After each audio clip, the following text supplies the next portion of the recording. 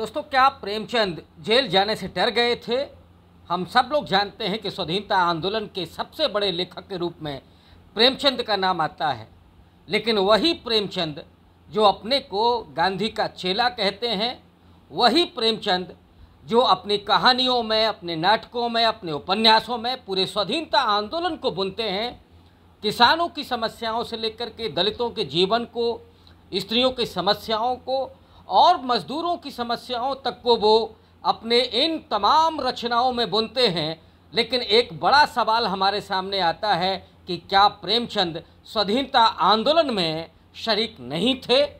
दरअसल ये सवाल मैं इसलिए पूछ रहा हूँ क्योंकि जब मैं बीए और बीए के बाद एमए का विद्यार्थी था, उन दिनों मैंने सुना था कि प्रेमचंद डर गए थे जेल जाने से और उन्होंने शिवरानी देवी, माने जो उनकी पत्नी थी, उनसे कहा था कि तुम जेल चली जाओ, मुझे बच्चों के संभालने की जिम्मेदारी दे दो। लेकिन पहला सवाल ये भी है कि क्या एक लेखक को जो वो स्वाधीनता आंदोलन में शामिल है या जो जनता की बात करता है, क्या उसे वास्तव में जेल जाना चाहिए? ये सवाल उठना लाजमी है। जिसे हम जनता का लेखक कहते हैं, जिसे हम जन बुद्धिजीवी कहते हैं, उसका जनता के सवालों पर एक्टिविज़्म करना, उसे शामिल होना, ये भी एक बुनियादी शर्त के रूप में माना जाता है। लेकिन क्या प्रेमचंद का जेल नहीं जाना उनके पूरे लेखन पर, उनके पूरे जीवन पर एक सवालिया निशान है? आइए इस सवाल की पड़ताल करते हैं आज के इस एपिसोड में। दरअसल वस्तुस्थिति ये है कि प्रेमचंद को न तो कोई डर था जेल जाने से और न ही उनमें कोई घबराहट थी, बल्कि 1930 में जब नमक सत्याग्रह चल रहा था अप्रैल में, उस वक्त वो लखनऊ में थे, अमीनुद्दौला पार्क के सामने के मकान में रहते थे।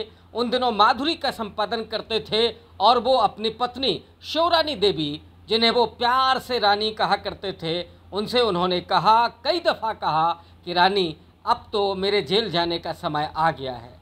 लेकिन ये सौभाग्य संभवतः प्रेमचंद के खाते में नहीं था, प्रेमचंद के हिस्से में नहीं आना था। प्रेमचंद बनारस की यात्रा पर थे।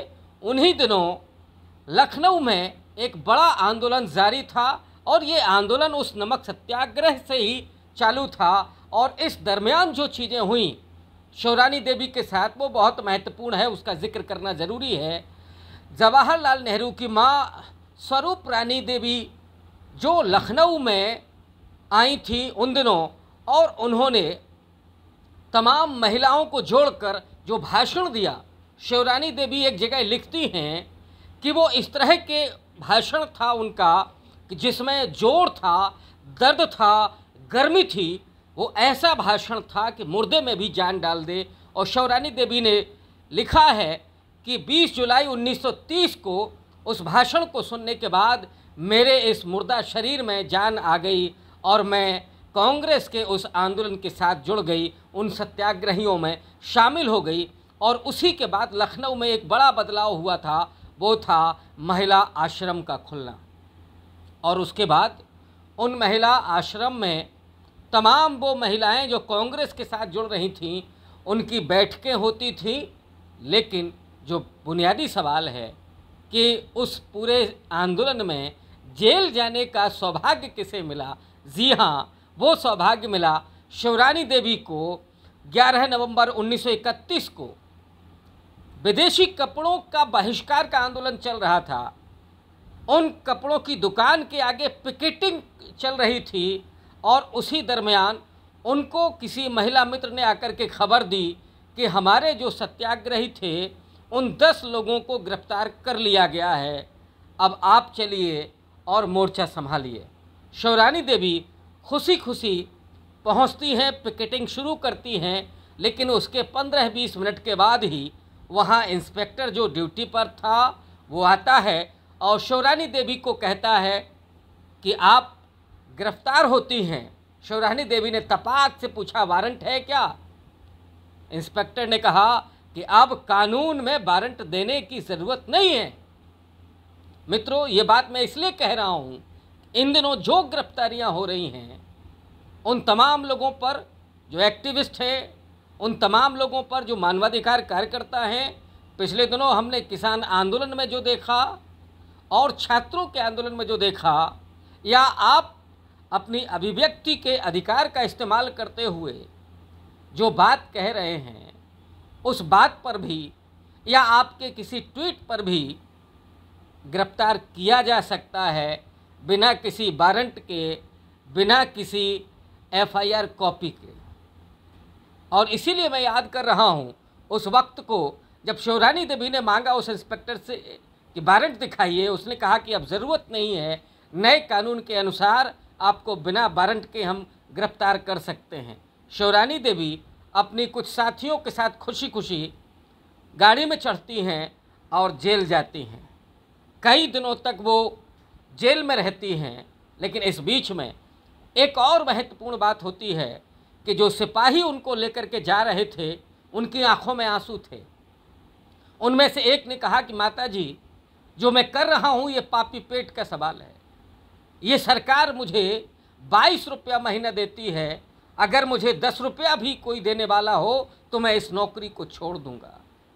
शिवरानी ने कहा कि नहीं, आप अपनी ड्यूटी निभाइए और हम अपना काम करते हैं। हम अपने देश के लिए, हम अपने स्वाधीनता के आंदोलन के लिए जेल जाएंगे, आप चिंता मत कीजिए। मित्रों, इस बहाने में आपको ले चलता हूँ शाहीन बाग की तरफ। उन हजारों महिलाओं के उस हुजूम को याद कीजिए। वो लोकतांत्रिक आंदोलन और किसानों का 13 महीने चलने वाला वो आंदोलन, जिसे इस लोकतंत्र की खूबसूरती पर एक सुनहरा तमगे के रूप में देखा गया, कि जिसने अपने लोकतांत्रिक आंदोलन के जरिए इस देश के पूरे लोकतांत्रिक स्वरूप को न सिर्फ मजबूत किया, बल्कि उसे बेहद खूबसूरत भी बनाया। लेकिन क्या उनमें से जो सिपाही थे, जो पुलिस वाले थे, जो इंस्पेक्टर थे, उनके आंखों में आंसू आए थे उन किसानों को देखकर, उन माताओं को देखकर, उन नौजवानों को देखकर, कि उन्होंने कहा हो कि ये हमारी नौकरी पापी पेट का सवाल है, वरना हम ये नहीं कर सकते थे। उनके आत्मा की आवाज़ क्या आ रही थी, आपको जवाब मिल जाएगा जब उन दृश्यों को आप देखेंगे। इसीलिए शिवरानी देवी के जेल जाने की उस घटना को परखना, उसका विश्लेषण करना ज़रूरी है। तो मित्रों, आखिरी में बस इतना कहूँगा कि कई दिनों की जेल के बाद शिवरानी देवी अपने घर लौट करके आती हैं। प्रेमचंद इस बीच में उनसे मिलने के लिए जाते हैं और प्रेमचंद ने बाहर से मुस्कुराते हुए जिस बात को कहा कि यहाँ तो तुम जेल में हो और वहाँ तुमने मुझे बंदी बना रखा है, क्योंकि बच्चों की देखभाल, घर परिवार की देखभाल अब मेरे ज़िम्मे है, तो वो भी मेरे लिए बंदी जीवन से कम नहीं है। साथियों, इस तरह का था वो खूबसूरत स्वाधीनता आंदोलन, जिसमें बढ़ चढ़ करके लेखकों ने, महिलाओं ने, मजदूरों ने, किसानों ने, दलितों ने, इस देश के लाखों लाख नौजवानों ने, सब ने अपने संघर्ष और अपने जेल की यात्राओं के जरिए इस देश को आज़ादी दिलाने में बड़ी महत्वपूर्ण भूमिका अदा की है। और इसीलिए जब आज तमाम आज़ादियों पर ख़तरे हैं, उस वक्त उस आंदोलन को याद करना जितना ज़रूरी है, उतना उस सवाल को भी टटोलना कि इन दिनों एक मुहिम चल रही है कि जब जवाहरलाल नेहरू को जिस तरह से उनका चित्र हनन किया जा रहा है, मैंने अभी आपसे कहा था कि उनकी मां स्वरूप रानी देवी लखनऊ में जो भाषण देती हैं, तो उस परिवार को याद कीजिए।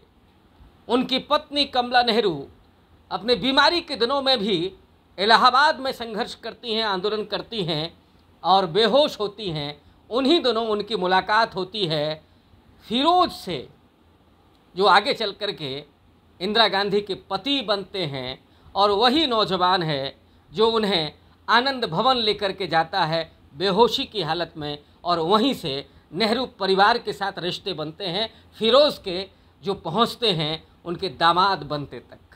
बहुत बहुत शुक्रिया दोस्तों, इस एपिसोड में इतना ही।